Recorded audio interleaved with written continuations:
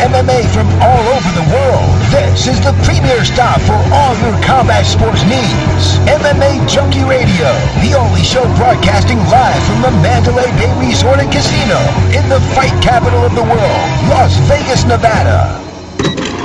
The lights are on and the mics are hot. It's time to get your MMA fix, junkies. Take it away, Big John. Gorgeous George and Coach, are you ready? Junkie Nation, are you ready?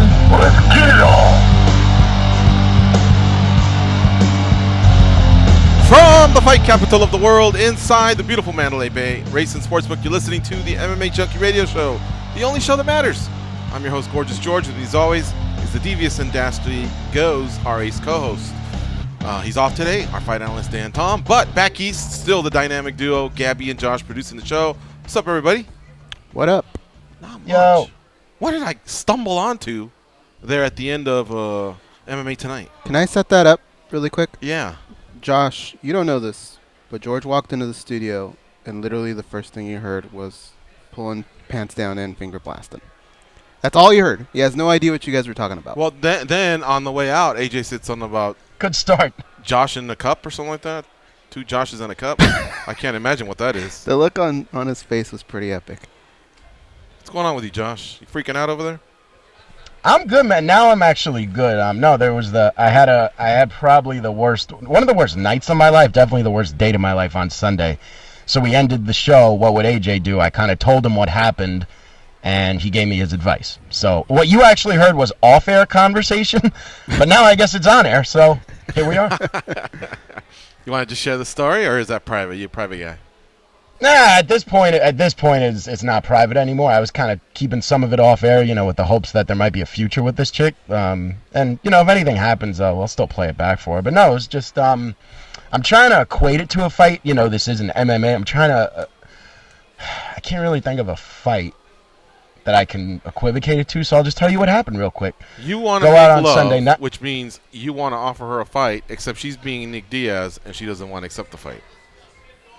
You know what? Yeah, it's kind of like when you keep. It's almost like RJ Clifford has touched on this. It's like when a fighter keeps calling someone out and they just ignore you. You know what I mean? And just. So the equivalent of this would be like calling someone out. You get them for the fight, and then they come in 15 pounds overweight. You don't even get your show money. The fight's canceled. You're never getting a title shot again, and you flew your whole family out there. Oof. That's what this would be. Okay. No, we go out Sunday. That's close to Kelvin Gastelum, except he didn't come in 15 pounds overweight this time. He's done it before, but not this fight. Yeah, now Kelvin's got a belt now. Whether or not it's a legit one, that's up for debate. But he's doing all right. So this was we went out Sunday night. Supposed to meet at 11. She was running late. Finally, we meet up at midnight, and we end up at a bar. And she's like, "Oh, I'm a little hungry." I was like, "All right, cool. Get some food." And some food turned into, after a drink or two, apparently she's a lightweight, I didn't know this, turned into main dishes, sides, bottle of wine, dessert, then more sides like fries. And this is like a fancy place, so like fries are like $15 a pop. Oof. End of the night, it turns into the bill, let's say, just was between, I'll give you the exact amount, it's like $280. And at this point, though, too, she's like being belligerent towards the wait staff. I swear on this. I ordered dessert. Seriously. The Get fries that weren't. Stupid look off your face. Like the fries weren't crisp enough, and like the chipotle sauce wasn't spicy enough, and I'm just like thinking how I'm just kind of speechless. When we ended up leaving, there was a couple at the table next to us. They were like, "Yo, you got to dump this girl." So we're outside. Yeah. Yeah, and then the bartender earlier on in the night actually gave me a free shot. So I got some nice sympathy from the people of New York. Mm-hmm. So let's go outside. To what happens if we skip to the last chapter of the book? I'm giving you that right now. We're outside. Tag at all? Oh, not at all. Oh. So we get in a cab. She's like, "Oh, I'll come with you to your place." I said, "All right." We get to the place. She's like, "Oh, I got to be up early." So she gets in cab, goes home. So that was the date. Nothing happened in the cab? Second base? Zero. Oh, yeah, she was texting somebody. Oh. All right. That's a tough night, man. But you know what? 280, I wouldn't lose the phone number, but I would definitely have a high criteria for if she's going to ask you out again. And so here's where we're at. So she's called me the next day. Hey, blacked out. Really sorry. Yada yada. Like literally, she's got to make you dinner in a French maid outfit, and all that stuff. Yeah, she's like, now let me take you out. I feel bad. I blacked out. All right. So we'll see. I ain't texting her. So if she hits me up and wants to take me out, cool. Other than that, it's kaput. All right. Well, we got a fun show planned for you today. It's Tuesday, February 12th. We're live, man. We're live. It's been like a month, guys.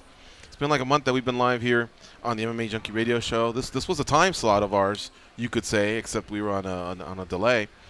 But now we're live, and so let me set the table here. A couple things, we can take your calls like we used to a long time ago, and we've been doing for the last few weeks, especially yesterday. Yesterday, lines were popping. 877-FIGHT-93. At any point, we can take your call. We'll break away from whatever we're talking about. We have a little bit of rhyme and reason and a game plan that we try and stick to, but still, man, if it's not for the fans, we have no show. So call in 877-FIGHT-93, and we can talk about whatever you want. We can still talk about UFC 234, Bellator Newcastle, whatever, or we can start looking forward to the two Bellator cards this week, 215 and 216, as well as UFC on ESPN 1. That's right. This is one of those like big Fox shows. It's big ESPN. There ain't no ESPN Plus or ESPN Deuce or ESPNU, none of that. It's on ESPN. And, Junkie doesn't really do TV ratings like they used to, but I've been reading other sites, and supposedly they've been doing well. Like the prelims on ESPN have been doing well for the UFC. So one could say that the ESPN era is off to a great start. Our two guests today are going to be Sean Brady, who fights for CFFC, and he's got a fight coming up in about a week or so. So actually, Saturday. What am I thinking? And we'll talk to him about that. 9-0 overall. You know us. We're always hunting down the prospects, and he's 9-0 and been hearing good things about him. We'll be tuning into his fight on the UFC Fight Pass Saturday night. And we'll also talk to Ricky Simone, who got a win at UFC 234 over Hani Yahya, taking his record to 16-1. So really, in a way, I wouldn't call Simone a prospect, but he's at that stage yet where he's yet to become a contender or anything. But I also don't want to say he's a newbie, because he's 3-0 in the UFC and he's 16-1 overall, and that's one hell of a start to a career. All right, so those will be our guests, and Brady will start things off first at 5:20 p.m. Pacific, 8:20 p.m. Eastern. Ricky Simone, 6 p.m. Pacific, 9 p.m. Eastern. In between then, we'll have a lot of pockets to take your calls. 877-FIGHT-93. I just want to say one thing. I got to get this off my chest. I may have said it before in passing, but it won't stop. Goes, why am I so obsessed, but at the same time, why am I so pissed at that Liberty Insurance? Still? Where at the very end, their tokens rhyme or slogan or whatever is just Liberty, Liberty, Liberty, Liberty. That's so lazy. But doesn't it's stupid, but isn't it catchy? Because I do it, and I hate it. It's irritating the shit out of me, man. I don't know why, but there's so many other ones that just, I don't know, they flow. Like Hotwire, HOTWIRE, hotwire.com. Yeah. You know what I mean? That one's cool. Yeah, as they saying it, you almost want to say it with them, or her, or whatever. But Liberty, Liberty, Liberty, Liberty. That's so lazy. That fourth Liberty, so unnecessary. I get where you're coming from. If you're in the boardroom, would you accept that? A lot of us idiots do it. So from an account specialist, okay, we're gonna, we got $8 million to spend on advertising. We're gonna hit these channels, and we're gonna write a lot of policies this year. And then somebody goes, hey, but we don't have a catchy tune at the end. Mm-hmm. That's something where somebody goes, how about Liberty, Liberty, Liberty, Liberty, and everybody laughs it off and says, okay, now for real, what are we really doing? Yeah, it does sound ridiculous now I think about it. It bugs the shit out of me, and I hear it all the time. Maybe I need to start watching new stuff, but anyway. All right. UFC 234. In the last 24 hours goes, what has seemed to be the story that just keeps on ticking? I mean, what to do with the belt. Uh-huh. I think what's the next step there is what I keep hearing. People still touching a little bit on the Sam Alvey stoppage. And then did Israel Adesanya take such Silva? command of that night and the interviews he's done post-fight that he's overtaking Gastelum, or has Gastelum and the corny little belt thing, that little ruse, has that held its own for you in terms of who should be next? Now we know that Whitaker, came out of his surgery. He's doing well, 4 to 6 weeks. Matt Damon says it'll be more. Who knows what it'll be? But it doesn't look like he's going to be stripped. I know Izzy called for that on our show. Doesn't look like that's what's going to happen. But still, in the end, I don't know, man. I don't know how to feel about this. I think that Israel Adesanya may have overtaken him, but I'd like for Junkie Nation to weigh in. 877 Fight 93. That's a tough. How about you, Josh? What do you think, man? You think Israel Adesanya became such a big star with his shiny 16-0 record, with his big win over Anderson Silva, and the fact that Kelvin Gastelum did not fight? Do you think he is going to be next eventually in the summer or whenever Whitaker comes back? Absolutely. And, he said it on the show yesterday, and I never want to pile on a guy. And, I always, when I weigh in on this kind of stuff, disclaimer, I've never fought in a professional fight. I have no idea what it's like to cut weight for a fight. I have no idea what these people go through. But at the same time, Robert Whitaker, it's not the first time it's happened. How can you as a UFC confidently put him in the main event slot of another pay-per-view where you got this young kid, rose to the occasion, defeats Anderson Silva? I know it was later on in Silva's career, but still rises to the occasion, takes him out. Why not? Let's see what we got with him. He hasn't been really tested. I've seen that narrative kind of on social media or whatnot. All right, let's see what we got. Let's see what he's got. Why not? Let him fight for the belt. And then, like he said yesterday, when Whitaker's healthy, obviously he should get that shot. But in the meanwhile, yeah, let's see what we got. Why not? And Dana typically goes with the hot hand, so I wouldn't be surprised to see it happen. I can't wait to see what the UFC does with this. What sucks is we kind of feel like it's a video game, and all you got to do is hit reset, and boom, everything, is hunky-dory. Everything's all good in the world. But lives and careers are at stake here. And by that I mean not necessarily like somebody's life is taken away, but if you don't fight when it's your time to fight for a world title, you can be overtaken so quickly, and that can just completely change the trajectory of your career, and Michael Bisping taking that call against Luke Rockhold and then rising to the occasion and knocking him out. That was huge for him. That changed everything. And then he even got one title defense against Dan Henderson. You just have to be in the right place at the right time. Joseph Benavidez, a clear number 2 to Mighty Mouse for so many years, just couldn't get that third shot. Henry Cejudo, he lost to DJ and Benavidez. Guess who's champ right now? Henry Cejudo. He beat DJ, and he may not even have his first title defense against Joseph Benavidez, who beat him. Incredible, the timing of how all these things work. The same thing with Colby Covington. Becomes the interim champion last summer. 2 months later, they ask him to fight Tyron Woodley. He's not ready to go. And then all of a sudden, Tyron is. So Tyron fights Darren Till.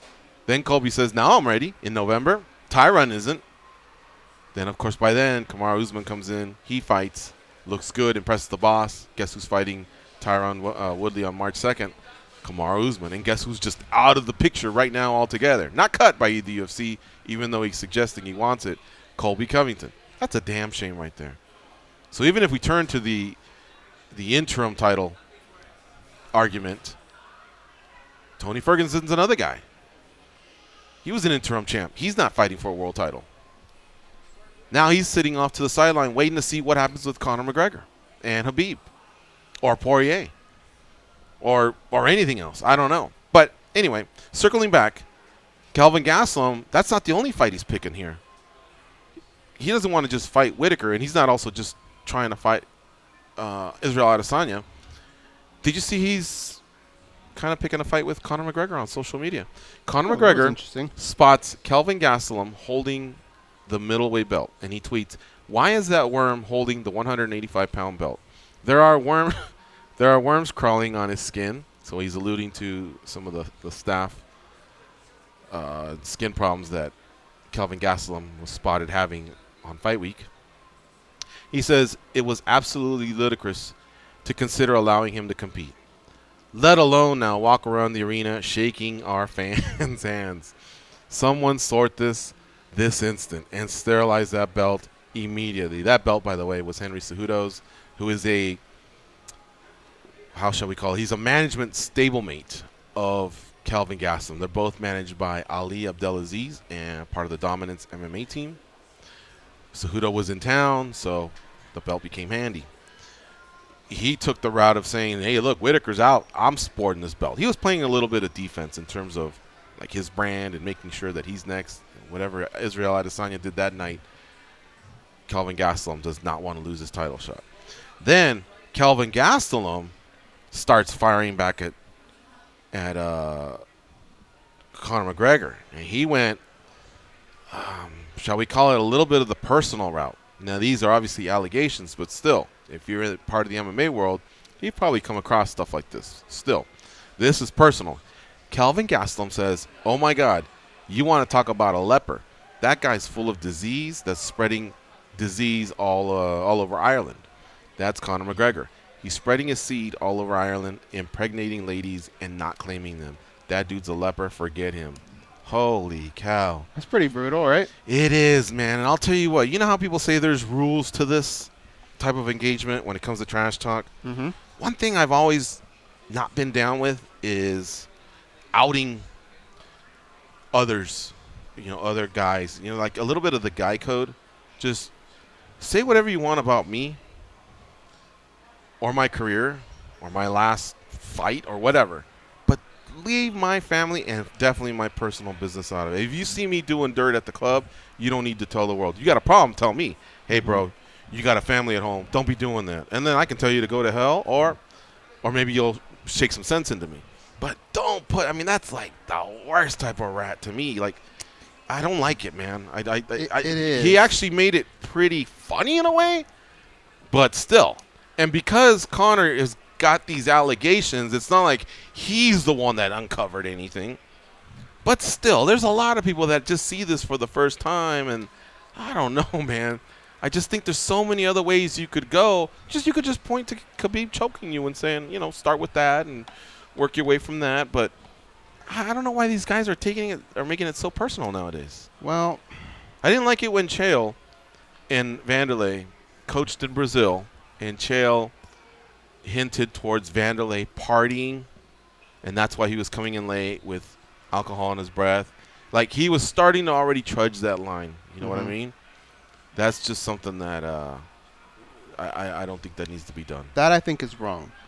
I think this is the rare occurrence where Conor has crossed so many lines in what he says that this is just going to be his new norm. He has to get used to it. He either has to shut up and not say anything, but I think he definitely cannot expect people to not take those type of shots. Because it's just out there. And he's talked so much shit and offended so many people. You don't know how Kelvin takes remarks that he's made towards his manager. You don't know how tight those guys are. Right. So if I'm Conor, I'm just thinking every time I hit send on something, whatever skeletons are in my closet, there's a good chance they're coming out tonight if I hit send. Yeah, I And could agree I with think that. he does that math and just says, fuck it. And he hits it. I could agree with that. Yeah, you wised me up. I could agree with that. It's this true is that the Conor only has gone instance. into certain territories that he didn't need to. I thought he was pretty creative with Nate, but with Khabib, he did go into another direction, and it could be that people just had enough of him. You know what I mean? Anyway, all right, we got to take a break because we have a guest coming up, and we're going to be talking to him in a couple minutes, so keep it locked. It's MMA Junkie Radio on Fight Nation Channel 93, and we'll be back with Sean Brady. Oh, my God. You want to talk about a leper? A guy that's full of disease, that's spreading disease all over Ireland? That's Conor McGregor. He's spreading his seed all over Ireland, impregnating ladies, and not claiming them. That dude's a leper. Forget him.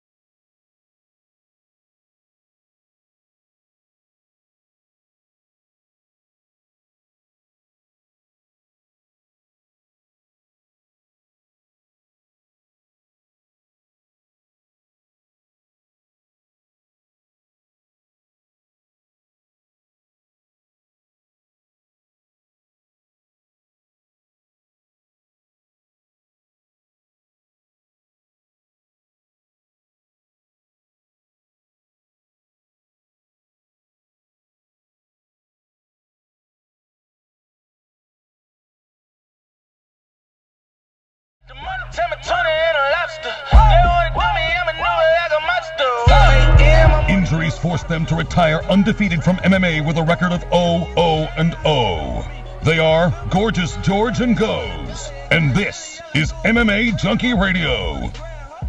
Yeah, baby. This one has to do with March Madness. March Madness is just around the corner, and tonight at 9 Eastern, Duke looks to continue their quest for a number 1 seed, while Louisville, they try to bolster their resume with a marquee win. Hear it all on ACC Radio, channel 371. For a full schedule of games, go to SiriusXM.com/college basketball schedule. All right, our next guest, he's going to be headlining CFFC 72. And that's Cage Fury Fighting Championships, location Atlantic City, New Jersey. Sean Brady, our guest, will be taking on Taj Abdul Hakim. Between them, they have 17 wins and only 1 loss. Our guest, Sean Brady's undefeated. He's the champ. He defends his welterweight title. What's up, Sean Brady? How you doing? Hey man, how's it going? I'm doing good. I am. I'm currently sitting outside the gym waiting to get in there after this interview, cut a little weight, so you know how it goes, man. I'm doing good, though. Right on, my man. Well, it's great to have you here on the show. You're on with George and Goes. Thanks for doing the interview on your fight week. Are you one of the guys that cuts a lot, or do you have this thing dialed in? How much above 170 do you walk around at?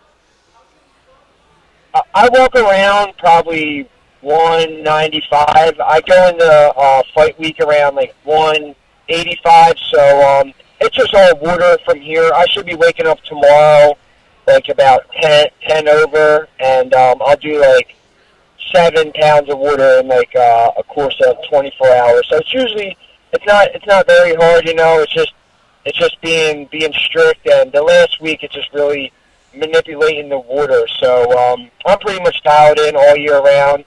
So yeah, it's not too bad. Not only are you 9-0 as a pro, you're 4-0 as an amateur. So in mixed martial arts, you haven't tasted defeat. 5-0. I was actually 5-0 as an amateur. Yep. Okay. Yeah. So 14-0 overall, never tasted defeat. And I wanted to ask you: is there pressure in that? Do you thrive on it, or do you feel it a little bit? I don't really think there's too much pressure. I've got plenty of butt whoopings and losses in the gym coming up. You know, I started off as an amateur with Paul Felder, Jonathan Webb. We had high-level pros when I was coming up, so they were whooping my butt for a long time. And now I'm kind of giving out the butt whoopings a little bit more. So I train too hard to lose. You know, there's always times in the gym where I lose my rounds, but I work so hard in the gym so that I just don't lose my rounds when they count, you know. So yeah, I try not to feel the pressure of being undefeated. You know, I'm undefeated after every fight, and this is just a new chance to get another win. You know, yesterday we talked to Israel Adesanya, who's undefeated, and if you listen to him, he's got a lot of confidence. He almost feels like he's never going to lose. But yet, about a few years ago, we used to interview Justin Gaethje quite a bit. And he was at peace, and he already knew that he was going to lose at some point. But I think it also helped him deal with his first loss and just getting over it because he didn't put pressure on himself. So that's why I wanted to see where you sat with it. But it seems like you're more on the Israel side. You're very confident, and I imagine that's due to your preparation, your team. What does it do to all that confidence you have? Yeah, it's just my preparation. You know, obviously I know it's MMA. Anyone can lose on any given night. You know, that's what's just so crazy about our sport. But I mean, I honestly don't think I've ever met anybody who works as hard as me or is dedicated as much as I do to my craft and to fighting. You know, so obviously I can go out there and I can get caught with a big shot, and that will be it. But I just don't see it happening. You know, Taj is a great fighter. But I just think that it's my time, and I hope to retire undefeated one day. Like, I definitely think I can be that guy to do it. So I mean, that's what I'm trying to do. Who installed that work ethic in you? Probably my old man, my dad. Super hard construction worker growing up. You know, me and all my brothers, they always worked super hard. My dad always instilled that hard work into us. And then my team, Daniel Gracie's my head coach. And if you ever come to our gym, you know we got probably the hardest practices I've ever seen. I've been out to Jackson's. I've been to a lot of pretty big gyms, and I've never went into a room where I wasn't prepared to work hard, because my coach and my team work harder than I've ever met any other team or anybody. So yeah, my team and my coaches, we just put in a lot of work, and I think it shows, you know. Give me an example of something your team does that others don't, that makes you say that, you know, that you guys just are far and above harder workers.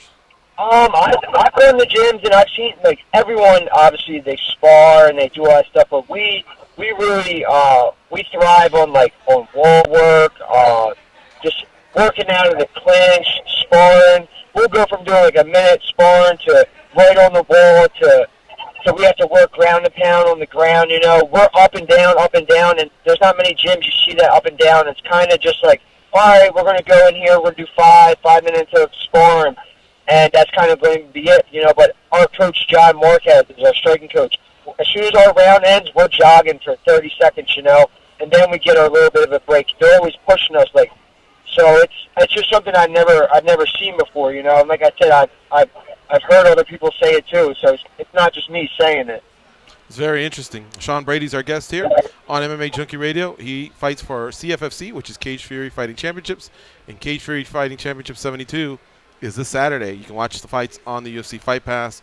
Sean Brady will be defending his welterweight belt against Taj Abdul Hakim. All right, Goes, what do you have for Sean Brady? Sean, you said something that was very interesting to me right at the start. When we talked to you, when the interview started, you said, I'm outside getting ready to go into the gym. And I started thinking, if I'm your opponent and I hear that, no matter what I'm doing, I think I need to get in the gym. It's just something within me that would make me know that guy's not going to outwork me. That being said, in this day and age with social media and all that, do you ever kind of pay attention to things like that? Like, I would imagine if the shoe were on the other foot and you heard that, you might want to do that. Do you kind of check things like that, Twitter, Instagram, see what your guy's doing? Yeah, I think everyone does it, and I think people who say they don't check up on their opponents are liars. You know, people always try. I hear fighters all the time try to act cool, like, I don't care what they're going to do, I don't watch film, I don't do this. Well, you're a liar, you know. Everyone goes and checks, you know. So, yeah, if I seen my opponent doing that, I'd probably be going to the gym too, but I'm just, that's just who I am, you know. Even like this last week this is just fight week, you know. We're just cutting weight, but this is my third workout of the day, you know. I'm just a workhorse, and this is what I love to do. There's nothing else I'd rather be doing than fighting and even cutting weight, you know, because one day I'm going to be an old man, and I'm not going to be able to do this. So I'm just living in the moment and trying to enjoy this ride. You know, both of you guys have such a bright future, and I know that, like, a lot of fighters say they don't want to look past their opponents, but is it okay to look ahead a little bit? I think it's human nature. I think we all do it. And when you do that, what do you see?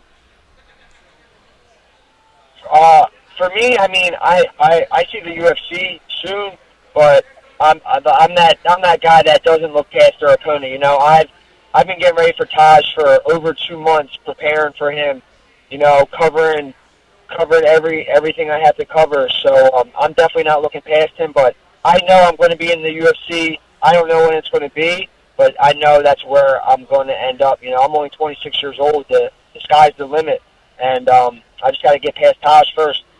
Sean Brady, what type of work did your dad do? You said he was a blue-collar worker, a construction guy? Yeah, he was a construction worker, and then he was a foreman, and then he wound up getting hurt on the job, and then went into business for himself. So, I mean, I grew up doing construction and moving concrete and breaking concrete. So, yeah, it's been nothing but hard work. You know, I grew up seeing it, so I just took it to the completely next level with fighting. So, yeah, that's kind of where it came from. All right, here's what I'm fishing for. Goes, do you remember when Jim Miller told us the story of, was it his brother, Dan Miller, that stapled his hand? He shot a nail right through the hand. Right through his hand, yeah. And, of course, we were laughing because it didn't happen to us. And that That happened a long time ago, so we know he's okay because since then he's become a pro fighter. You got a story like that, Sean, where you kind of like, just munched it or took a fall that you can sit back and laugh at from your days in construction? Actually, not me, but my little brother actually got his leg snapped in between a dumpster door when we were young. He had to be somewhere like as a teenager working, and one of the big heavy like industrial dumpster doors shut and snapped the bottom of his leg. So that was a pretty rough one. Like Anderson Silva style? I got hit. What'd you say? Like Anderson Silva? No. His leg was broke, but not Anderson Silva style. Not that bad. Okay. But I got 3 brothers, so I got plenty of war stories. But yeah, construction's rough, and that was something my entire family's still in, and it just wasn't for me. So I knew I kind of had to find something else that I could put my work ethic towards, and I found fighting, and I love it, and I've never looked back since. Sean, how'd your family take that when you wanted to make that move? Because making the move to mixed martial arts, that's not easy for a lot of families. They have a lot of questions, but I'm sure they believe in you. But was that transition a little difficult? Not at all. My parents are probably my biggest fans. Between my mom, my dad, my brothers, my girlfriend, Kristen, I have a huge support system. I know some families would probably be a little sketchy about it, but my parents signed me and my brother up for Muay Thai when we were 16, and then it's been never looking back since. My parents they came to my first jiu-jitsu tournaments when I didn't even know what I was doing, to my amateur fights, to now me being a pro, me flying down to Florida fighting. If I fight in Australia or wherever, I know if I only have 2 people there, it will be my mom and my dad. So I got the biggest support system in the world, and I don't know what I definitely wouldn't be where I'm at without them. So I'm a lucky guy. Are they quiet fans, or are your parents loud in the crowd? My dad is loud, and he gets rowdy, and my mom kind of watches through her fingers until she hears other people cheering, and then she'll watch. But I've had some tough fights, so my mom's definitely seen her fair share of me getting hit. So, but she's used to it now. She knows how dedicated I am, so she knows what it is. Our guest is Sean Brady. He's got a fight coming up on Saturday at CFFC 72. It's a title fight. He'll be defending his welterweight title versus Taj Abdul Hakim. You can catch the fights on the UFC Fight Pass. Sean, you said UFC is a goal of yours. Is it an imminent goal? Like, do you feel like this is the fight that could get you in the UFC, or do you still want to put in a little bit more work with CFFC or wherever else you take your talents? Honestly, I'm not sure if this is the one that will get me there, but I'm ready now. I'm just ready to compete against the best fighters in the world, and I know I can beat some of the best fighters in the world. And the more I train, the older I get, the better I'll become. And I just want to compete against the best. I want to show I'm one of the best 170-pounders in the world, and I know that, and my team knows that, and I just need my chance to show it. So, yeah, that's kind of where I'm at with that. Your biggest win of your career, could it have been Colton Smith? Just because he was a UFC veteran, did you feel a lot more confident after that win versus the others? Or has there been any other opponents that you feel maybe we just don't know enough about that, you also felt, hey, you know what, I beat a tough welterweight here? I think my entire career I've always fought pretty tough guys, but definitely Colton, just because he had a name, and that fight was relatively easy for me. I think if I had another round, I could have finished him. I felt like if I pressed a little more, I probably could have finished him. That's one thing that I've been working on a lot. Like I always say to my coaches, and they always say to me, if I train the way I fight, then I'm going to finish fights every single time I fight. That's just the way I train, looking for submissions, looking for big knockouts, big punches, big kicks. So as long as I go in there and I fight the way I train, I can finish anybody. So that's definitely what I'm looking more to do in my career. All right, last question. How many people will be in attendance? Because it doesn't sound like your gym is too far from Atlantic City. What is that, maybe a 2-hour drive? Or what? If some of the people I know got lead feet, so it's about an hour. I'll have probably 300, Damn. 320 people there. Yeah. I don't even know if I know that many people. My boy Jonathan. And then Jonathan Webb's the co-main event, and he's my main training partner and one of my best friends. He's got over 200 people plus, so we're gonna be pretty loud in there, that's for sure. Wow, CFFC must love you. You're a ticket seller. Jonathan actually is he's a huge ticket seller too. I'm just really killing it this time. A lot of people are looking forward to coming out and seeing me. Usually I do way better in Philly, but this is going to be the most tickets I've ever sold in my career. So yeah, I'm excited about it. Hey, look, I know we took 15 minutes of your time, but it's great to kind of meet you and learn a little bit more about you, and we can take this into our viewing night on Saturday night at UFC Fight Pass for CFFC 72. The title fight, 5 rounds possibly, or there might be a finish. Your opponent's a tough guy, 8-1 overall. This sounds like a barn burner of a main event. And I'm looking up and down the card, and there's a lot of good fighters, according to some of the records that I see. So, and CFFC has a really, really good reputation, so I look forward to this. So thank you very much for joining us here on the MMA Junkie Radio Show, Sean. We really appreciate it. Oh, man, thank you so much. I appreciate you guys having me on. Looking forward to doing it again. All right, you got it. Take care. You have a good one. You too. All right. Folks, that's Sean Brady, and he, again, will be fighting on Saturday on the UFC Fight Pass. It's CFFC 72. His opponent that night will be Taj Abdul Hakim. Been a while since we kind of did that, right? Like just talk to remember how many people ask me all the time, you ever had Conor McGregor or whatever? And I'm like, yeah, we had him when he was on Cage Warriors, before he was even a UFC world champion or champ.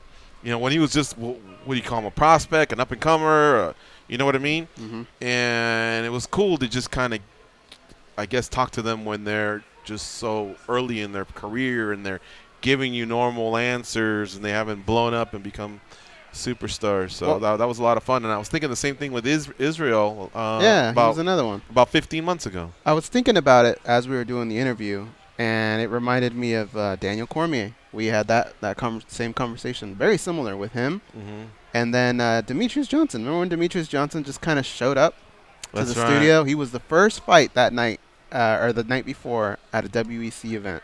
And his manager showed up to the sportsbook, and he asked the sportsbook manager, "Can I get my guy on?" I remember. And he just came in with Demetrius, and he goes, "Hey, can he get on?" Yeah. We were like live on the air, and we go, "Sure." He sat down. And he was super cool. What's up, young brother? Which, by the way, he will be in studio soon. Yeah, I saw that. Yeah. Speaking of Israel was in our studio. I think it was December of 2017. Look what happened since then. He then debuted in the UFC on February 11th, Perth, Australia, and he beat Rob Wilkinson. Then, 2 months later, he fought Marvin Vettori in Glendale, Arizona. A split decision win there. Then he fought Brad Tavares at the Ultimate Fighter finale on July 6th. So that was one day before the International Fight Week. Mm-hmm. So what was that? UFC 2... it was a fight night. 226 or something like that. Yeah, I think it was. I was at that That's fight. the same one where Daniel Cormier defeated Stephen Miocic. Then he beats Darren Brunson in November, New York City, and then in Melbourne, Anderson Silva. I mean, dude, all that in 15 months. We were talking to a guy who was at the time 11-0 and hadn't fought in the UFC, and now 15 months later we're talking about the same guy. And is it him or is it Gastelum to fight Robert Whittaker for the UFC middleweight title? I think that's one of the recipes for when we're talking about, like, how can guys jump the queue a little bit? What is the UFC thinking? I think one of the things they look at is just how often a guy fights. Yes. If a guy fights really often, I think you can jump someone. Often, get finishes, do your fair share of media, entertain. And the first years are a little bit rougher, but go out there, do that. And you have to, like, step outside of your proverbial bubble, we'll say. You know, a lot of people, I don't like to do it. Well, fucking Figure it out. Start to like it. You know what I mean? Or learn it. Well, I don't like to do this. Well, I don't like to appear here. Well, I don't like to leave training. Well, you got to, man. Otherwise, guess what? You're going to have to go 8-0 before maybe they'll consider you for a title shot. Look at Israel. He might get it at 5-0. You never know. All right. That was fun. Thank you to Dave Schaller for helping us line Sean Brady up. And I think right now we're going to take our next break. It's MMA Junkie Radio on Fight Nation Channel 93. Stay close. We'll be right back. We'll talk some of the latest MMA news. And don't forget, we also have UFC Bantamweight Ricky Simone coming up at the top of the hour. Your one-stop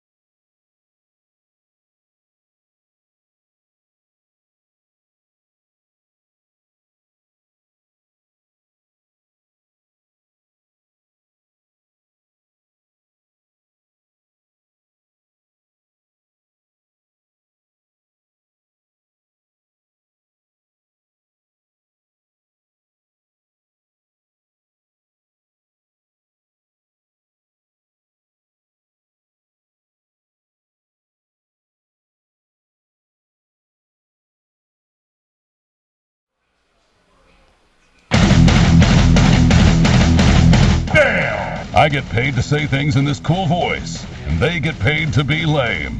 Here are Gorgeous George and Goes. All right, we're back. And again, I want to thank Sean Brady for his time. Shout out to Dave Schaller for making that happen. Fights at CFFC 72 on Saturday. Catch the fight on the UFC Fight Pass. He'll be defending his welterweight title. And now I think as we come back, Goes, I'm really, really anxious to talk about the daily debate. So you ready for it? Let's do it. All right, hit it, Josh.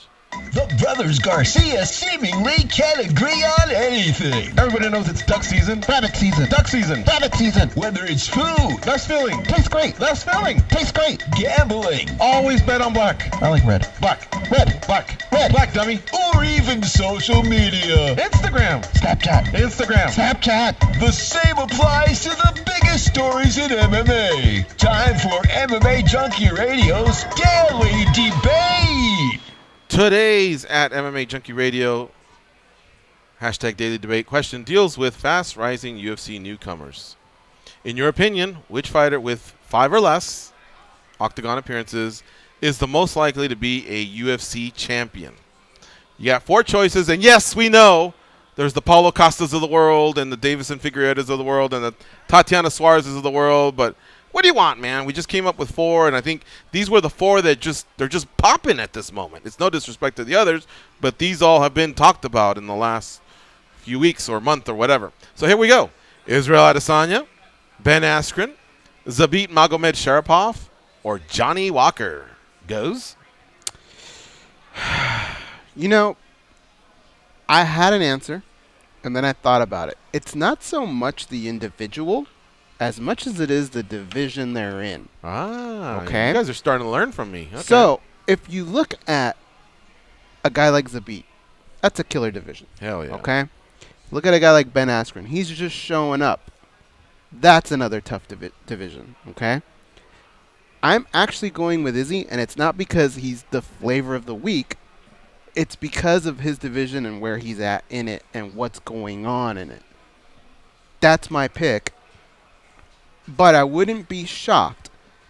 I've said this before. Ben Askren, I really feel like whatever happened with Dana went away. And if he looks impressive enough, I think he has that type of personality that Dana likes. And we all see that it's all about money. And all those hard feelings will go away fast. And he will get fast-tracked. Okay. But Izzy's your answer. Izzy's my answer. How about you? Okay. So, yeah, Sharapov, he's a stud. Mm-hmm. But he's in a stacked division. I think language barrier. Volkanovski's ahead of him, and you still have like Aldo shows he's not done. Frankie Edgar's obviously the #1 contender or close to. Brian Ortega's not going to fall far from that one loss that he took to Max. So that division just feels like he still needs 2 wins to even be considered. All right, then Israel Adesanya is kind of one of the ones that I wanted to jump to, but hold on. Ben Askren, it's interesting that you brought him up. Ben Askren, here's the thing. If he wins over Robbie Lawler and Tyron loses, but you're right, if he commands a presence that night, he could be next. All right? Now, Tyron will obviously say, I want a rematch, but, you know, the UFC's, him and Tyron, they don't get along too well. I think everyone can agree on that one. Yeah. But here's another thing. Not so much that, because a lot has to happen, and Tyron's the favorite. I just stared at the odds earlier. He's -170. Most people will probably take him, I think, going in that fight. I feel like that 165 belt is really, really more around the corner than people think. Mm-hmm. And I think Askren could go there. I think Askren has 2 cards to play. Well, that. All right. Now, lastly, there's Johnny Walker. Johnny Walker. Now, people are going to say, George, don't open your big trap because Johnny Walker's in the same division as the GOAT, John Jones. I get that. But John Jones is so far removed from the contenders that he may explore heavyweight because there's still, as we found out recently, DC's still going to continue within the sport. There may be a chance that he actually goes up to heavyweight and fights. Or, who knows, maybe Johnny Walker just gets a shot at John Jones and takes out John Jones just because Johnny Walker looks pretty devastating, actually. Mm-hmm. And he can match Jones' size, and he's a little unorthodox. So I'm going to go with Johnny Walker, believe it or not. You're insane. Yes. The question isn't who's going to fight for a belt. It's who can become a champion. So he's got to get there and win that belt. That dude, you picked the hardest guy in all of mixed martial arts for him to beat. It's not the most stacked division, though. And again, Jones got to get there. Jones could go to heavyweight. I'm telling you, this champ era has them all thinking. Look at Henry Cejudo. He doesn't even think about Joseph Benavidez right now. He's like, no, I want to be a champ. I want to go to 35. I want to fight TJ. The hell with Moraes versus Dillashaw. I want, me. Everybody's me. Mm-hmm. And so I just think that John Jones, like, he might have, what do you call it? He might have Anthony Smith and maybe Corey Anderson. But are those really sellers? Are those really getting his tail to wag? No, man. DC or whatever weights him at heavyweight will probably be more money and more about legacy. Therefore, I think Johnny Walker might be able to slip in through the back door. Are you sure? Well, I'm not betting my life on it. No, that you want to say that this is your pick. I'm sticking with it. George, the lines are up right there. If I were to say Johnny Walker versus John Jones, do you know what that line would be? It'd be less than the one against Anthony Smith. He's minus 1,200 against Anthony Smith, plus 700 for Anthony Smith on the comeback. Johnny Walker's just, he's looked devastating, and I don't know. Right. That's my choice. That's my choice. Hey, thank you to the 7% that didn't leave me hanging on an island here. 7 times there's like 2,000 votes that came in. That's 140 people that agreed with me. But most of them came in for Israel Adesanya, 48% for him. Second place is Ben Askren, 25% for him. A 5 or 6? It's a 6. 19% for Zabit Magomedsharipov, and 7% for Johnny Walker. There you have it. There's today's daily debate brought to you by the MMA Junkie Radio team. Thanks to Junkie Nation, readers of the site, listeners of the show for voting. All right. You brought up something interesting. Can I just jump in real quick? Sure. Your scenario where if Tyron Woodley loses, and I'm not picking him to lose. But if he does, he has a right to a rematch, right? But what card does Ben Askren play? Because that's his boy.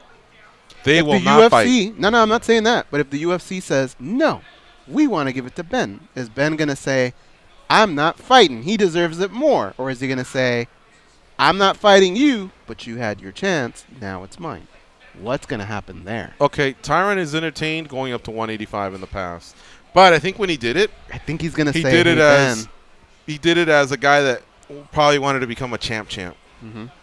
But he has answered that question before, and I think he even said he would just leave the title and move to 85. Look at it as a new conquest. Now, remember, Whitaker's not the biggest middleweight. Either is Kelvin Gastelum. Adesanya, what is he, like 6'2" or so? Yeah. Silva, Rockhold, Weidman, those are some pretty big dudes. But these other ones have been able to get by on just kind of being more of a natural middleweight, not a severe weight cut. So I could see Tyron Woodley wanting to test himself like that. Again, things have to happen, but we only have to wait. Bro, we're only 20 days away from UFC 235. How cool is that, by the way? John Jones fighting twice in like 90 days. That is awesome. Yeah. All right.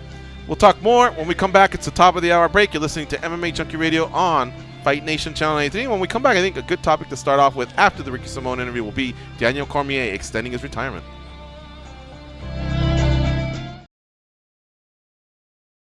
Probably wanted to become a champ. Mm-hmm.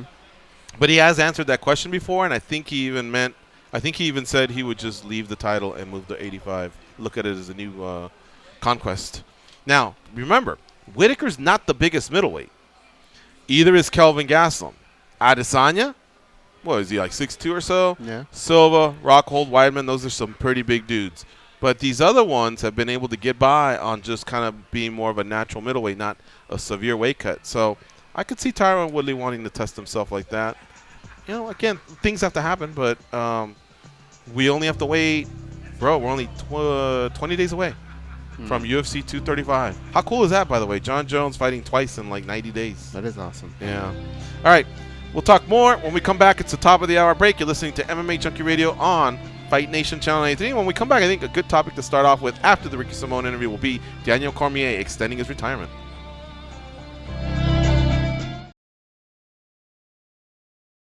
Probably wanted to become a champ. Mm-hmm. But he has answered that question before, and I think he even said he would just leave the title and move to 85. Look at it as a new conquest. Now, remember, Whitaker's not the biggest middleweight. Either is Kelvin Gastelum. Adesanya, what is he, like 6'2" or so? Yeah. Silva, Rockhold, Weidman, those are some pretty big dudes. But these other ones have been able to get by on just kind of being more of a natural middleweight, not a severe weight cut. So I could see Tyron Woodley wanting to test himself like that. You know, again, things have to happen, but we only have to wait. Bro, we're only 20 days away from UFC 235. How cool is that, by the way? John Jones fighting twice in like 90 days. That is awesome. Yeah. All right. We'll talk more when we come back. It's the top of the hour break. You're listening to MMA Junkie Radio on Fight Nation Channel 93. When we come back, I think a good topic to start off with after the Ricky Simone interview will be Daniel Cormier extending his retirement.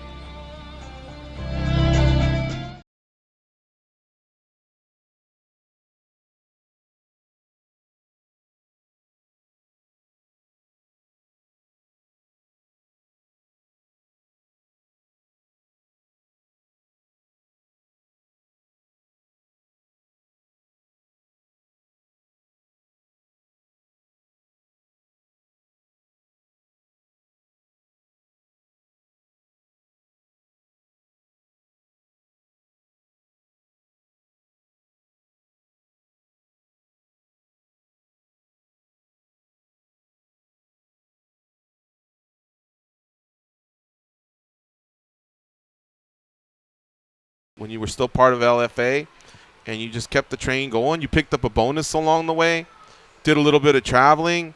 That's really, really nice, you know. And usually when you start off early, that's one of the things we ask the fighters is, do you feel like this is the type of year, calendar year, where you want to stay busy and get 3-4 wins up there and, you know, just because a lot of fighters, I guess, just like that. You know, they like to be considered for fighter of the year or just, have one year that stands out for them, in their career. So I guess that would be my next question is, are you healthy? And is that what you want to do with 2019 is break off another 3 or 4?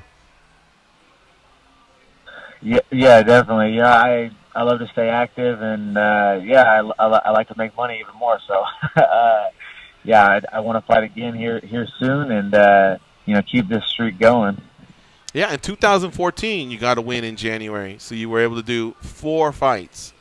In 2015, you were able to do 3 fights. You started a little bit later, but still, you got them all done by September. 2016 was the absolute worst of your career because you only had 1 fight, and that's the one you lost.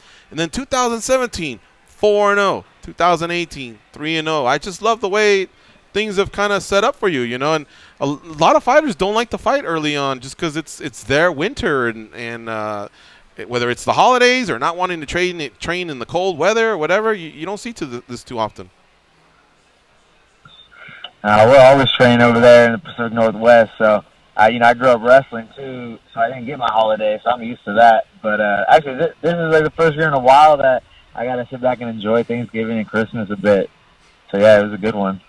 Tell me about the experience of fighting in Melbourne, Australia. Aside from getting the win, how were you treated by the fans? Did you like the city, and did you like the experience of fighting internationally?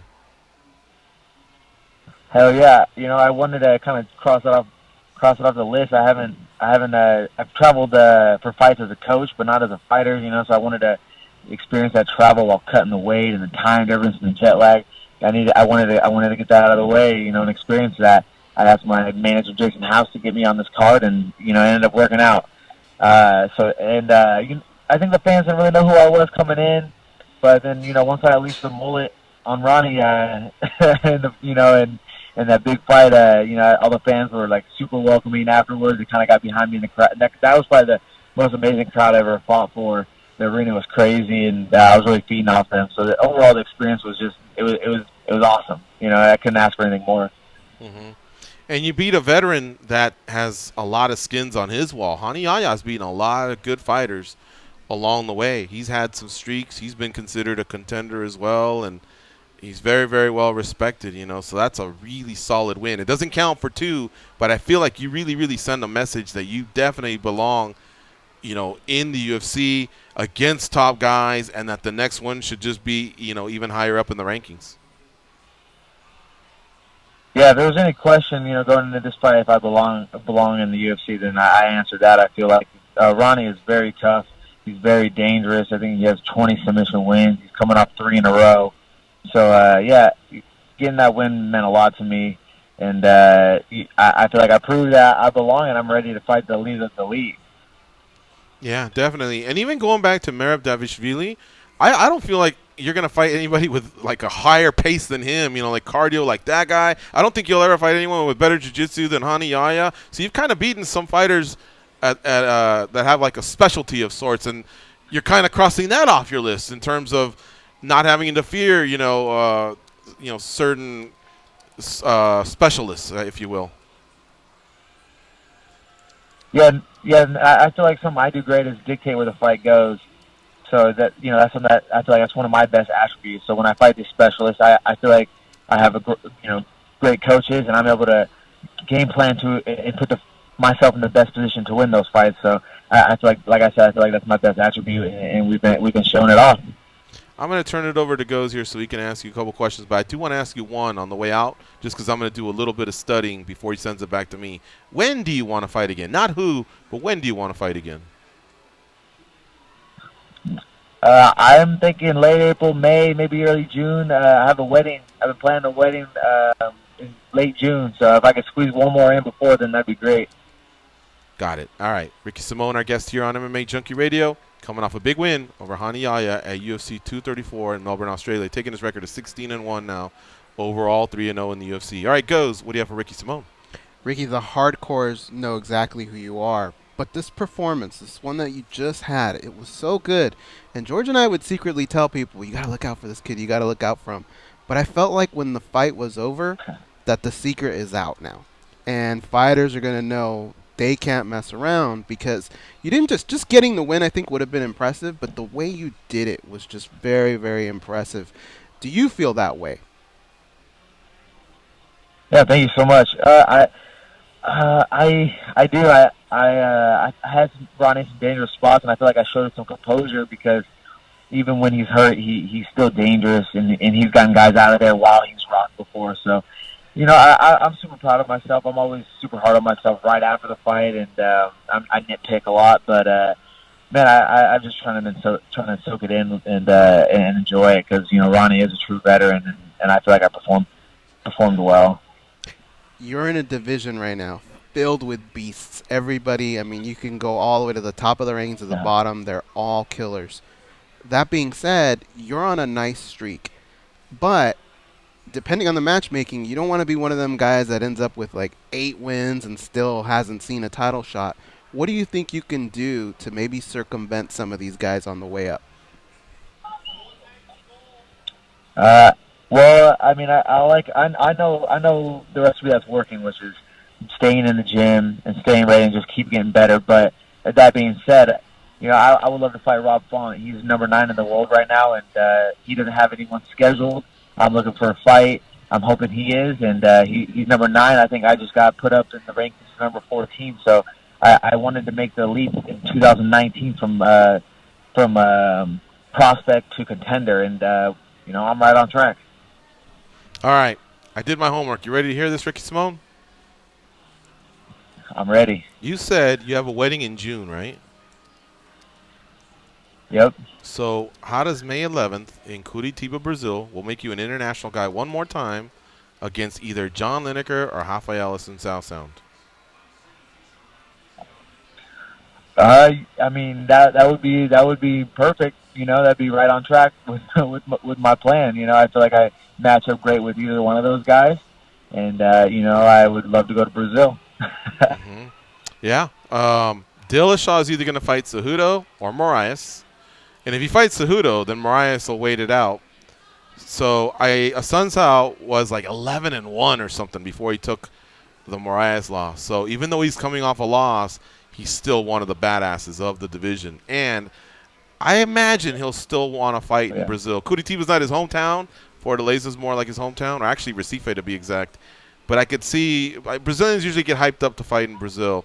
Garbrandt is already busy against Pedro Munoz. Jimmy Rivera's busy against Aljamain Sterling. It's hard to not only pick the winner, but then wonder if they're going to come out of that healthy. So I'm just kind of leaving them out. Alejandro Perez and Cody Stamann, they're locked up. And, I came up with I came up with those other ones. So I think that sounds pretty good to me. How about you? You said you're down, right? Yeah. Yeah, another top-ranked opponent. Any of them can get it. I was thinking John Lineker. I heard that he might be getting rematched up with that Cody kid. I wasn't sure how long Sunshine won it off after that loss. So I've been looking too and trying to do my homework as well. So like I said, I wanted either of those guys or someone that I didn't see had anything said it was Rob Font as well. So any of them can get it. Do you want to in Brazil? You seem like the type of guy that even wants to hear "Ooh, vai morrer, ooh, vai morrer," which means you're gonna die. I mean that would it would creep me out, but I think I would thrive on it if I was an MMA fighter. I just got goosebumps thinking about it. I would feed off that. I would love that. You guys. Oh yeah, I feel like I would thrive in that situation and there'd be another dominant performance, traveling somewhere else and getting another top-ranked opponent in a win.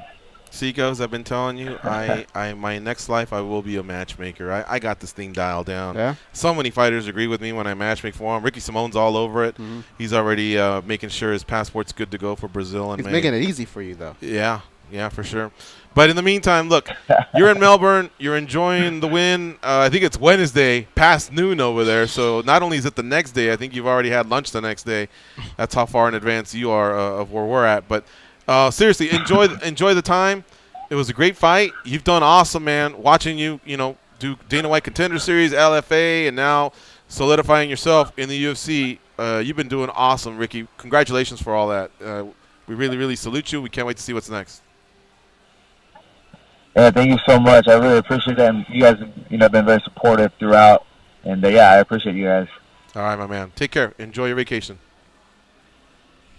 Yeah, yep, you guys too. Thank you. All right, see you.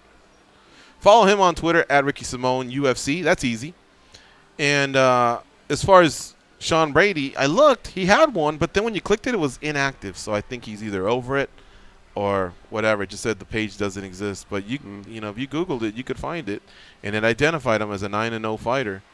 So it must have happened recently, or who knows? Maybe he went in there and said something he should have. I don't know. But there you have it. That's Ricky Simone. Shout out to Goes for lining that one up. And now, wait, shout out to you for lining up our other interview. You're fantastic. Which one's that? Sean Brady. Oh, thank you. Yeah. Well, Dave Schaller got the assist. He got the fist bump. But you're still fantastic. Thank you. In fact, his Philadelphia 76ers are playing the Boston Celtics. I was trying to look up, and how are the Lakers doing? They got 85. 85-88. They're losing to the Hawks, man. That's ridiculous. Does anybody know the 76ers Celtics score? Got a little bet going. $25 parlay. But yeah, the Lakers in a little bit of trouble here. Celtics are up 6 at halftime. What's the score? 52-46. You going what, over under? No, I went under. Yeah, that's a really good score. That's a really good score. All right. Yesterday on the show, Israel Adesanya urged he took it a bit further. I thought he'd just say, I want to fight Whitaker next. Step aside, Mr. Gastelum. Hell no. He wants to strip Whitaker to fight Gastelum. Like, this guy is really, really calling some shots. Do you okay, I've heard this get thrown around by different people. Do you think that's a possibility? I just don't see it. No, because they asked Dana White, and he goes, are you kidding me? The guy had to go to a hospital. I mean, it was legit. He didn't trip over a cord or anything like that. He's had some bad luck. He's had some injuries. Well, one of the bad luck incidents was actually Romero just didn't make weight. Therefore, it wasn't a title fight. But that's not his fault. But, yeah, especially the 2 Australia cards that he was going to be a part of. It wasn't able to work out. But it didn't sound like he wanted to strip him. Now, after he brought up what Matt Damon told him, Surgeon Matt Damon told him, he did. Well, one was left to wonder, well, if it's like Matt Damon said, and let's just say this thing takes months, then what happens? We'd have to circle back to see, well, when was the last time that Robert Whitaker fought? And based on that, if we're pushing up on a month or so, then perhaps we can look at, on a year or so, then perhaps you can take a look at something like that. That's usually when people at least take it under consideration. Now, if you look at Robert Whitaker, Here's what he's done in the last, we'll say 3 years. That's usually what we use as a gauge when we discuss rankings. So I'm going to go back to just late 2015. That's when he beat Uriah Hall. And so that's just over 3 years. Now, in 2016, he fought twice. Okay, we can all live with that. Rafael Natal and Derek Brunson. In 2017, he fought Ronaldo Souza and Yoel Romero. Very tough matchups. Two very monsters. tough matchups. Yeah. He won them both. And Souza and Brunson were back-to-back, and he got TKO stoppages in both. But the Yoel Romero fight was 5 rounds. Then, that was July of 2017, so 18 months ago. We had to wait 1 whole year before he fought in June. By then, he had won.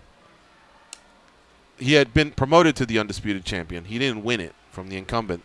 He was the interim champ, and then he got promoted to undisputed because George St. Pierre gave up the belt. So going into June of 2018, which would be 1 year removed from the first Yoel Romero fight, a little bit less than a year had gone by. He didn't get to defend the title because Romero missed weight by 0.2 pounds. Disappointing, but still, he's got back-to-back wins against Yoel Romero. Now, he was supposed to so then he was supposed to fight here 6 months later or 7 months later, closer to 8 months later, and then he got hurt. That's not too egregious. I would say if he can fight by the summer, we're okay. But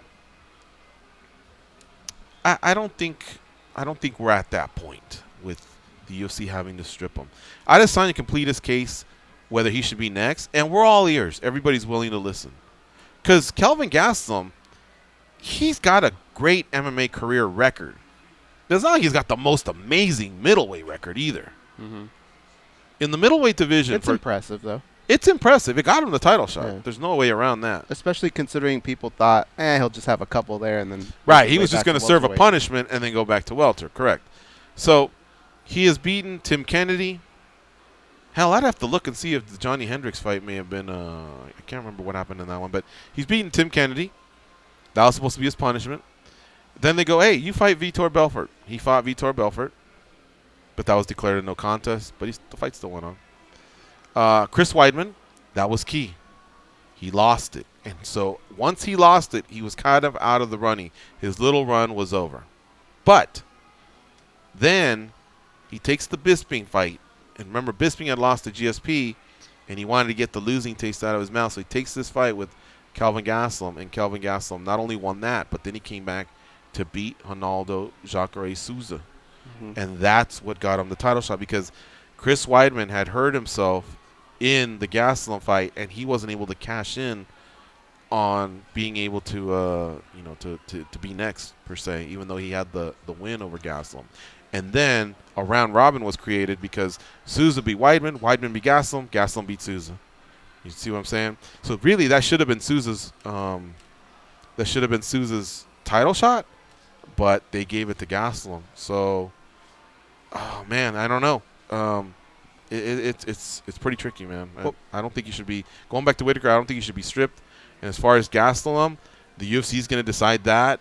If I was Gastelum, I'd be sweating a little bit because Izzy's popping. Be sweating a lot. But I mean, the dude showed up. He made weight. He did his promotions. The thing sold out. Apparently, it did well. He's got a real good argument for why he should just be next, and Izzy should have to take the other fight. Let's go to a little bit of audio that we have. Josh, can you roll that for us, please?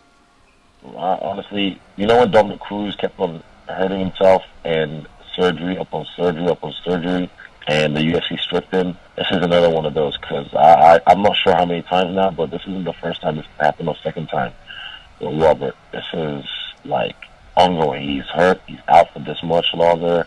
And he's hurt again and has a fight and he's out for this long. So, look, you can't hold up the whole division. So, my idea is strip him, take the belt off him, and me and Kelvin fight for the real belt. Then when he's hurt, when he's healed up, when he's all 100%, he can come see me and challenge for the belt.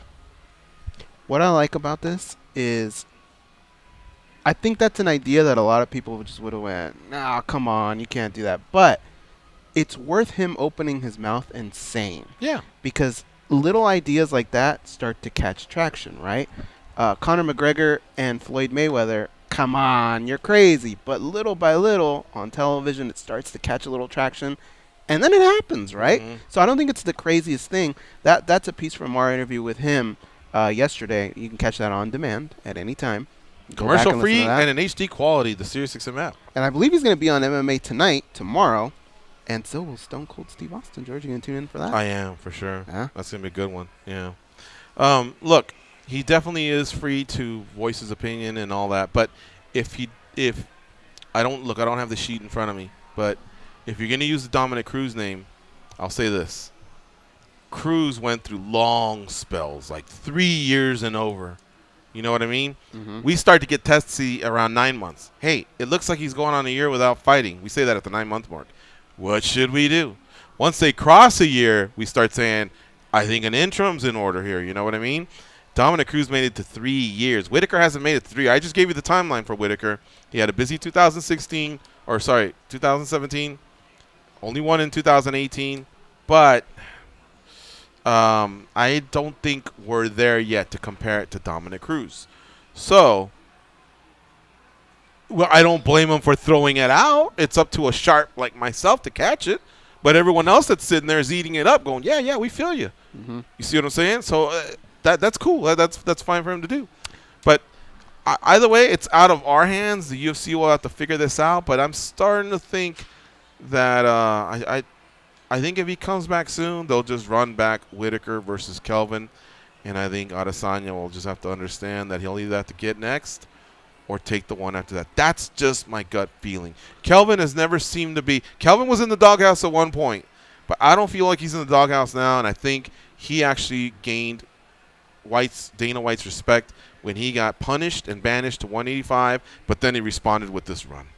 Let's take a call right now because it has to do with Kelvin Gastelum. Let's talk to Kevin from Chicago. What's up, Kevin? What's up, guys? Got a couple points to make.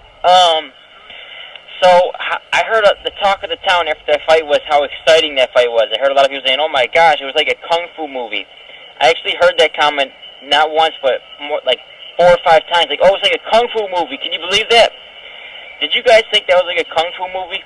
I mean, how the heck can people criticize wrestlers? There were times when it was like a kung fu movie, but it wasn't 15 minutes of kung fu. I agree with that. I think just because of some of the things Anderson was doing, and because mostly they were going like strike for strike, there were very few combos being thrown out. I think that's why maybe they had that feel. But yeah, I mean, I would be more of the side of it wasn't a slobber knocker. Martial arts fight. Yeah, it wasn't a slobber knocker for sure. No, it was pretty. I mean, people have the nerve to say wrestlers are boring, then turn around and say that fight was exciting or something. I think people should give that fight crap. You didn't like that fight? Would put his back against the cage, and then Israel Adesanya would go back to the middle of the octagon and call him back in. He's like, what are you guys doing? Fight. Let's get in his face. Try to take him down or something. Instead, they're doing this little point karate stuff. But, yeah, that was just my thoughts on that. My second point is Kelvin Gastelum. I seen the comment he said. He said Whitaker, he didn't show up, so he gets the forfeit. Well, first off, Kelvin, you wouldn't be able to even compete with that herpes growing on your face and neck. You wouldn't even be able to compete in wrestling. You brought up wrestling like Whitaker would have to forfeit. Kelvin, you wouldn't even be allowed to compete with that shit growing on your neck. So he's looking a little bit hypocritical there. And then Israel Adesanya saying, oh, strip Whitaker because he got hurt. Man, you don't even deserve a title shot. You beat Derek Brunson, the human punching bag, and then you're going to come and fight Anderson Silva off a 2-year layoff? No, man, you need to get through Yo Romero. You need to get through Jacare. You even need to get through Chris Weidman, fighters like that. You're going to beat Derek Brunson, the human punching bag, the sloppiest fighter in the division, and then you're going to fight a 43-year-old Anderson Silva coming off a steroid suspension on a 2-year layoff, and that's going to get you a title shot because you got some flashy striking style. Man, I think Chris Weidman would take Adesanya down and destroy him, make it look easy. What's your guys' thoughts on that? Okay, hang with me, Kevin. Are you still there? Yeah, I'm here. All right, you have a fan, and I want to read you something. So every once in a while, I'll read some of the iTunes comments that people leave. Mm-hmm. So what these are reviews where you can rate us 1 to 5 stars. And if you take the time to do it, of course we appreciate 5 stars. But we always love to know where you're from and tell us what you like or dislike about the show or whatever. But one that came in on February 1st was from Bree2121, 5 stars. She said, "Great." That was the title of her review. And she wrote, "Great podcast, and I love when Kevin from Chicago calls. He understands wrestling, and he understands wrestling is the greatest tool in any fight." So there you have it, Kevin. You have a fan that listens to our show. That's awesome. Appreciate that. Kevin, All right. let me comment a little bit on something you said, and I want to see if you can meet me halfway at least on this, okay? If I have to put myself in Kelvin's shoes, he's seeing what's going on with Israel Adesanya and just the pop, what people are saying on social media.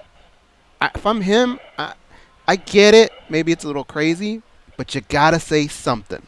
You can't just sit back and let what's right is right, all that go down. You have to kind of say something. And a lot of times, crazy shit happens in the UFC. And one of those may stick. So I get it. If you look at it, you kind of go, what's he talking about? But you never know when one of these things is going to stick. And I think you have to keep your name out there. So I think that's maybe why he went that route. Make sense? Meet me halfway? What do you mean? Just talking to get a reaction, trying to get his name out there? Yes, sir. I mean, the dude's injured. You talk about Robert Whittaker getting stripped. The dude just had emergency surgery, and it was life-threatening. And they want to talk about him getting stripped. And you brought a good point up with Dominic Cruz. He was out for nearly 2 years without getting stripped. Robert Whittaker, he just fought Yoel Romero, put on one of the most exciting fights of the year. And he turned around and put in another hard camp and is going to fight the number one contender right off the bat. Or not even the number one, the number one contender in Gastelum. So I think it's just no equivalence at all. I think you should just say, oh man, heal up, Robert Whittaker. I hope you feel better, and you get the next shot. I hope I get the next shot against you. He should just be thankful that he's even in the line to get a title shot, because I don't think he has earned it. Beating Anderson Silva, do you really think he's earned a title shot beating Anderson Silva coming off a 2-year layoff? All right. Well, let me show you what that would sound like. We've kind of covered it a little bit, and thanks very much for the call. No, not necessarily he didn't, but in the UFC, the matchmaking hasn't been based off merit in a while. Not every division, but in a lot of divisions, it's just if you're a hot commodity, a hot ticket, and that's kind of what he is. And that's why it's prudent of us to at least consider it and talk about it, because that's the way the sport is being run right now. Here's what's going to happen. Okay. Victor's going to come in, and he's going to be the voice of reason. Let's go to Victor in Utah. What's up, Victor? How you doing? Good. How are you guys? Good, thank you. First off, George, I want to agree with you on Johnny Walker coming in to fight Jones. Jones has a hard time with taller people, and he's going to have an issue with Johnny Walker. Did you miss the part where I go, you're going to be the voice of reason? Okay, thank you, Victor. We'll get to that in about 2 years when we get to that fight. But no, I understand what you're saying. But let's get back to Goz's point. I think Goz was looking for some backup. He thought you might be it. I thought you were going to be back up here on this Whittaker, Gastelum, Adesanya, all that. Okay, and then on that, no way should Whittaker get stripped for having a surgery that really isn't like a fighting injury. Mm-hmm. It just shouldn't happen, and they should run it back. And it's gonna be a hard fight for both of them. And I honestly don't think Israel can beat Gastelum. Okay. Everybody has kind of doubted him, and I think he'll be able to wrestle Israel and beat him. Well, depending on how long Whittaker will be out, that fight may have to happen. Both guys will just have no choice. And who knows, maybe it'll even be for an interim, but I doubt it. Seems like Dana really likes Whittaker and doesn't want to go to having to create an interim belt. Otherwise, it's just going to become a two-horse race. I would have to say that Kelvin is the favorite to get the Whittaker fight if Whittaker's able to come back in the summer. But I think Israel built up a pretty cool case, and I think one thing that could have helped Israel a little bit more is maybe had he gotten the finish, and don't take that as criticism towards why didn't he get the finish. I get it, man. He was in there against Anderson Silva. Anderson Silva's always been pretty damn tough fighter, regardless win or lose. But I think there's a difference between a win, a flashy win, a great win, an awesome win, a blah blah blah. But there's just something about that statement win, where you're just oohing and on. And that didn't take place on Saturday. As much as I enjoyed it, it wasn't a statement win, so I don't know if he did enough to take away from Gastelum. But Victor, good. Yeah, he didn't. He did not make it a statement win at all. Yeah. To where it was impressive. It was highly unimpressive. Like, no, he didn't fall into any of Silva's tactics and little quirky little things. But it wasn't impressive, and it went the distance, and you had to get a decision when he was like, all his talk was, oh, I'm going to, like, send them out and do all this. You didn't really send out anything. You won. You made a decision win, but it wasn't decisive. Okay, man. Thanks for calling in, Victor. Good stuff. I see your point. He was expecting what the guy had sold him, and that's not what happened. I got to come to bat here for Derek Brunson. He's been getting eaten up on this show, hasn't he? A human punching bag. Listen, man, the guy's 18-7. Of those 18 wins, he had 14 stoppages, 11 by KO, 3 by submission. So the 3-time All-American wrestler, Division 2A wrestler, has 11 ground and pound or TKO stoppages. He's beaten Uriah Hall. He's beaten Sam Alvey, Ed Herman, Lorenz Larkin, Lyoto Machida, Dan Kelly, Chris Lieben. I mean, those are some names there. He's been a top 10 middleweight for a long time. Brunson's lost to Israel Adesanya, Jacare Souza, Anderson Silva, Robert Whittaker, Yoel Romero. I mean, those are the elite of the elite. We're talking about 2 champions, a former champion, a guy that's considered a GOAT is in one of those. Yoel Romero, who hasn't been a champion, but we all think is just like the toughest out in sports, I think. And do you remember he actually had Whittaker hurt, and Whittaker came back and beat him? So it's not like he got completely blitzed. The result was a blitzing, but he actually was one of the guys that had Whittaker in the most trouble in the last few years. So, Kevin, if you expect people to take your wrestling takes serious, don't go with the hyperbole too much on the other side. We've understood you to be a serious, a solid caller who, has a little bit of fun, jokes around, but, I think you got it wrong on this one. All right. That's it for that. We are going to take our first break of the second hour. You're listening to MMA Junkie Radio on Fight Nation Channel 93. Stay close, and we'll be right back.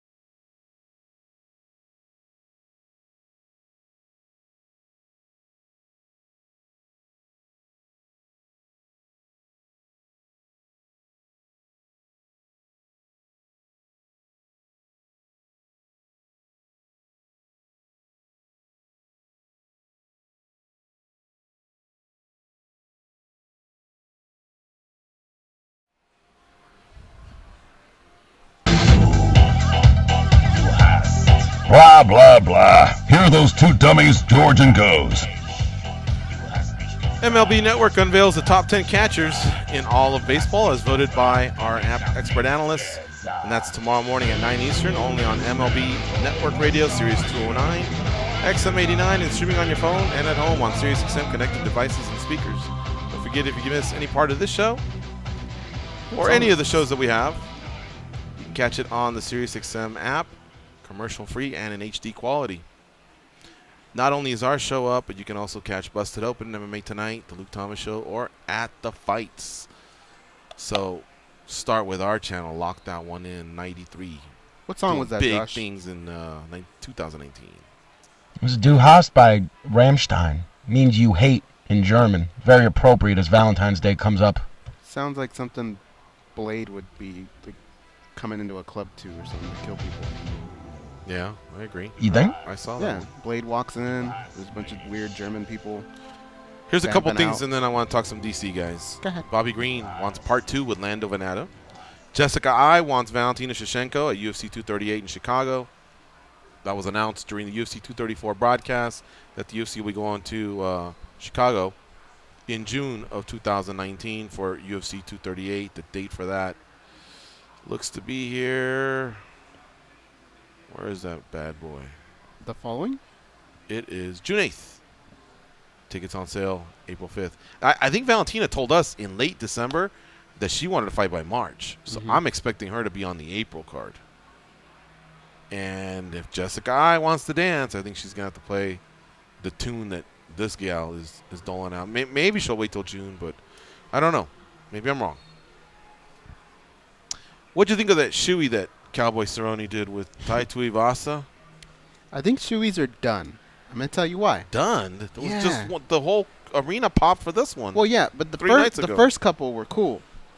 But now, if you do one, you're just doing the same thing that those other people did. So it's like, I think the luster's gone. Right? Like, I don't think when it debuted, it spread like wildfire. Like, it wasn't like the 10-year challenge? Like, have you been on Instagram lately? The 10-year challenge? Yeah. Oh, yeah. If you did the 10-year challenge photo now, people want to go, I well, don't wanna you're do a that. little late to the party. Because that thing was, like, popping a few months ago, up until about a month ago. This shoey thing, MMA, it's not like one of those where, hey, did you see what happened Saturday? Oh, no, but Monday was even crazy. No, like, we are only once a week in certain parts of the world, but it's with the Australian fighters that this thing happens. So I think it'll just get brought back. I mean, I don't know how popular the shoey is 365 days of the year. But the bottom line is, I saw Cowboy do it. I can't imagine that was his boot, right? I think it was. So what did he do the rest of the night? Just put that same damn boot back on? He's a cowboy. Okay. Well, whatever. So he does it out of his boot. He gives it to the other guy, Tai Tuivasa. He does it. Okay. But did you ever see it when Tai Tuivasa and Tyson Pedro went on Brendan Schaub's show? You saw that one? Throw up, George. Huh? I'm going to throw up. Did you see that one? Yes. Oh, you saw it. Okay. That one was downright nasty, man. The MMA fighting one? Because they said for it to be a real shoey, you got to spit in there. And two guys spit in it, and Tai Tuivasa, like a piece of his lung came out in his loogie. You know what I mean? Even Brendan Schaub goes, oh, Brendan Schaub drank it? And you could tell when he drank it, he kind of pointed at Tai Tuivasa, so as if to say, I tasted the beer, but I caught that loogie at the end. That's just too much, man. But look, no spitting out of a boot. I would probably do that one, but spitting into a shoe, oh no, man. Like, who was it? That's bad enough. Why would you want to taste someone else's spit? First of all, like, I don't care. That's stupid. Hey Josh, was it Jimmy Smith the other day that said that you could spit in his mouth for $1,000? Someone told me that Jimmy once said that. I didn't get verification. I thought he said it like not too long ago when he was filling in for Luke. He was talking about stupid things he would do for money, and I just thought $1,000. That's it. Somebody could spit in your mouth. Do you know? You know what? How about this? He'll be hosting MMA Tonight this Thursday with RJ Clifford, and we'll get some clarification once and for all. Yeah, I gotta find this one out. Oh God, that's just, to me, dude. Which fighter would you least want their shoe to do the shoey in their shoe? Probably like Bigfoot Silva. Bigfoot Silva, really? Yeah, I'm thinking more like nasty. Cody McKenzie or someone like that. Well, he's not up there on my list either. But I was just thinking, Bigfoot's just got. I saw that big old nasty fat foot that he's got. Yeah. Yeah. Ugh. Yeah. I mean, there's none that I would want. But if I don't even want to say who I'd want because that even sounds weird. Just my own shoe's good enough. Would you do one from Dan from Morgan shoe? No. But I think I'd do his, if I had to, over Bigfoot's. Over Bigfoot's? Yeah. Speaking of Dan, he joins us now. What's up, Dan from Morgan? Oh, come on, George. I got, like, work boots on right now. I've been wearing them for 3 years, working my ass off in them. You want to do it? Oh, I take it back then. Maybe where's I'll Bigfoot at? take the spit out, even though it's not a true shoey. Have you done a shoey, Dan? No, but I would if it was like my girlfriend's spit, but not some fucking, I don't know. I think we that's all do crazy. that. Yeah. Shit. She's mine only. Hey, real quick, man, you were mentioning some names real quick. You know what's wrong with the ESPN and the UFC? That old man, Judo Dan Kelly, wasn't on that Melbourne card. He was retired. begging for it. He wanted to have one last fight in the UFC, let his son come join him in the octagon or something, and just give him that moment, and they wouldn't do it, dude. That's freaking stun gun their asses for that shit. That's bullshit. Wait, but did he retire or no? He was trying to get on the Path to Australian card because someone had an epic moment inside the cage, and he's got a son who, unfortunately isn't the healthiest man, and he wanted to have that moment with them, and the UFC just said, nah, man, and that would be excellent, man. That's what the sport's made of, and they missed up completely on that one. At least that's my opinion. Did he ever say why they said I love those moments. So I don't freaking know, man, because they had to give someone else a shot. Whatever nonsense. Wow. Yeah. I thought he had just retired already. So if he was looking to come back, not to sound insensitive, I just don't know. I don't know what the UFC's policy is on that. I think his best bet would have been to just say, hey, you know what? I am angling for one more fight. Give me one more fight. Because there'll be many reasons for fighters to just come back and get one more. And if you're not part of their future, then I don't know that they'll always do it. So who knows? Maybe I got that wrong. But yeah, of course, whether they have 13 fights, 14 fights, I'm good with it. So if they would have given it to him, I would have had no problem with it. For sure. Man, look at the combat sports schedule that we got coming up, though. We talk about how crazy January was with no fights. This weekend, ACA is back, also known as ACB, Let's Show More Fights. Invicta Friday night. Bellator 215 Friday night with Mitrione and what's his name, that Russian. Yeah. And then Saturday gets nuts. ONE FC's got a free card. CFFC on Fight Pass, Bellator 216. I remember talking about this, man. Paul Daly going at it with MVP. I'm freaking stoked for that shit coming up. And then the UFC, we're going to see what are they going to do on ESPN come Sunday night. And I know that people need to remember that shit. UFC's on Sunday night this weekend because Monday is President's Day or some holiday, some nonsense, so they think people are going to be out partying again. So, man, this is an epic pack weekend here. As far as MVP Daily, are you guys expecting fireworks? Can Bellator step up and not lose main events this week? Because that was a big fucking deal, Dan. I was sitting there. I got a new job. I got to work Saturdays. I didn't even know until, like, my lunch break when I'm checking Twitter or whatever that Whitaker's out. And I think people are joking with me, man. This shit's nuts. Let's talk about that Whitaker thing, though, and all these guys chiming in and whatnot. Okay. This moment here is what interim belts are made for. When a guy's going to be out a year, or approximately a year, kind of what we're looking at, that's when you bring them in the interim belt. That's when you bring in the guy that we know is getting the title shot. We know that the UFC fucking sucks, and they can't ever stick to that, though. What's his name? Tony Ferguson isn't getting mentioned anywhere. Colby Covington apparently has to work his way back up again because whatever fucking Dana White thinks is God or whatever nonsense. So, man, I think Bellator's got a real good chance to step up if they can keep these main events. That's going to be epic shit, and it's on Paramount. What's the UFC going to be doing on ESPN? I'm looking forward to this whole weekend. If you guys had to pick, I don't know, 3 fights, though, that you're definitely looking forward to, I would like to hear what they were for this weekend. Okay. All right. Thanks for the call. 3 Holy fights shit, he for answered sure. a lot of For questions. sure, MVP Daily. Yeah. For sure, Minikoff and Congo, but not so much for Congo because I've already seen the fight, and Minikoff won, and I expect him to win again. But I'm just glad that Minikoff is now going to hopefully be more active. I think if he wins, he gets a shot at Ryan Bader if Bader elects to continue as the Bellator heavyweight champion. And then Kane versus Ngannou. How do you not want to see that? And Vic versus Felder. So I just named 4. If I got to eliminate one, then maybe it'd be Minikoff and Congo. But I do want to see MVP Daily for sure. That fight, Yeah. I don't want to jinx it, has a recipe to possibly be boring at moments. Right, that was another one of his questions. Yeah, MVP could be very strategic and just not engage. And Daly's a veteran who can be, a little bit emotional and can fall for traps, but then at the same time, with his experience, maybe he won't. So, yeah, it's going to be like Adesanya and Silva, where when they collide, it'll be really exciting.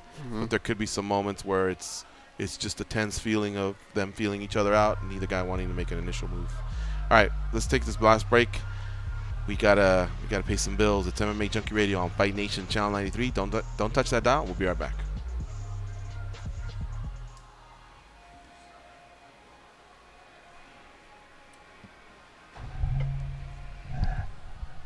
All right, guys.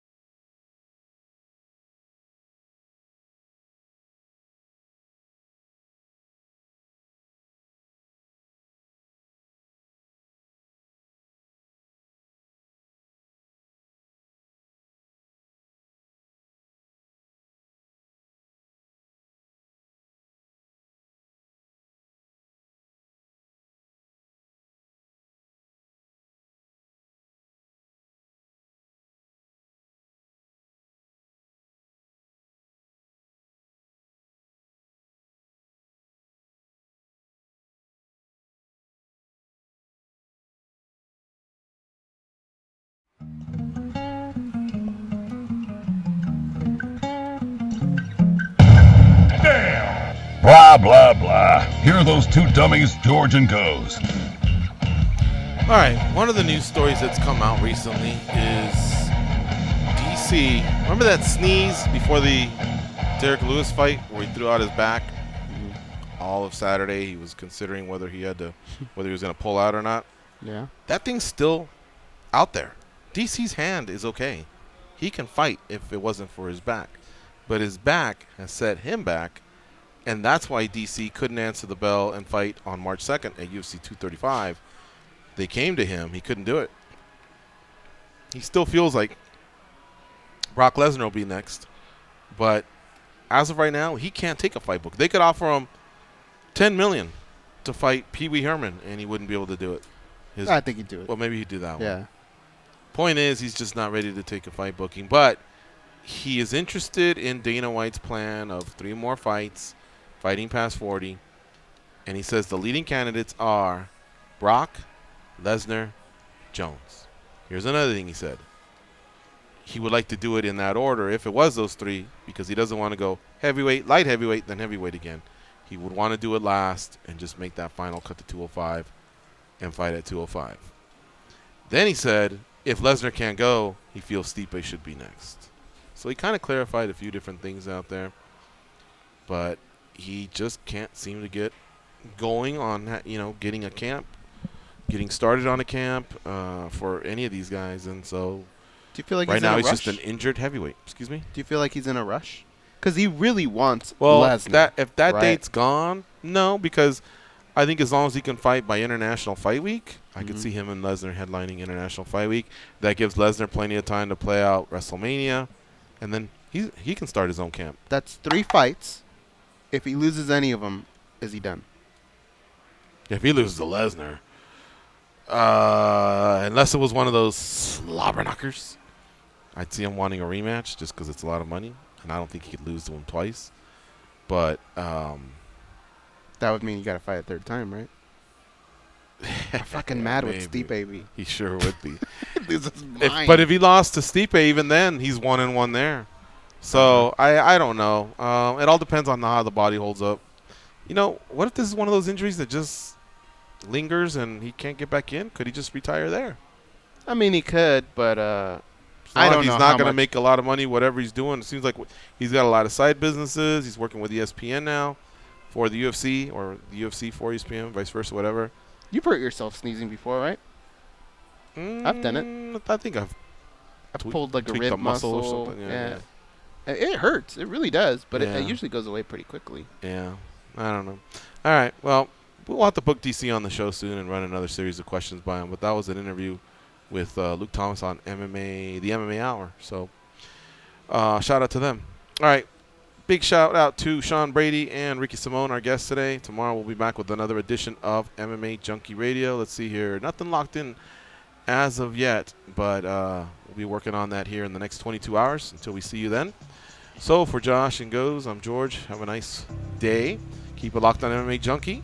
Check out the SiriusXM app, download it, and enjoy all of the great programming on Fight Nation Channel 93. All right, we're really out of here this time. Be a champion.